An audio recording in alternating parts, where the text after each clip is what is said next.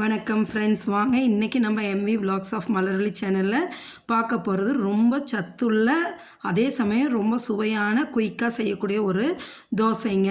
இதுக்கு நான் என்னென்ன போட்டிருக்கேன்னா கம்பு, வெள்ளைச்சோளம், இது குதிரைவாளி, தினை, சாமை, இட்லி அரிசி, கருப்புளுந்து, வெந்தயம், இந்த 8 பொருளும் போட்டு நான் ஊற வச்சு அரைச்சி தோசை ஊற்றி காமிச்சிருக்கேங்க. அவ்வளோ சூப்பராக இருக்குங்க. எந்த அளவுக்கு மொறுமொறுன்னு வேணுமோ அந்த அளவு மொறுமொறுப்பாகவும் ஊற்றி சாப்பிட்லாம். மெத்துன்னு வேணும்னா ஊத்தப்பம் மாரி நம்ம ஊற்றி சாப்பிட்லாம். அந்த அளவு டேஸ்ட்டாகவும் இருக்குங்க. அதே சமயம் இதில் எல்லா விதமான சத்துக்கள் இருக்குங்க. நார்ச்சத்து, கால்சியம், அயனு எல்லாமே இருக்குங்க. அதனால் மறக்காமல் மிஸ் பண்ணாமல் நீங்கள் இந்த தோசையை செஞ்சு சாப்பிடுங்க. சாப்பிட்டு பார்த்துட்டு எப்படி இருக்குன்னு எனக்கு கமெண்ட் செக்ஷனில் கமெண்ட் பண்ணுங்கள்.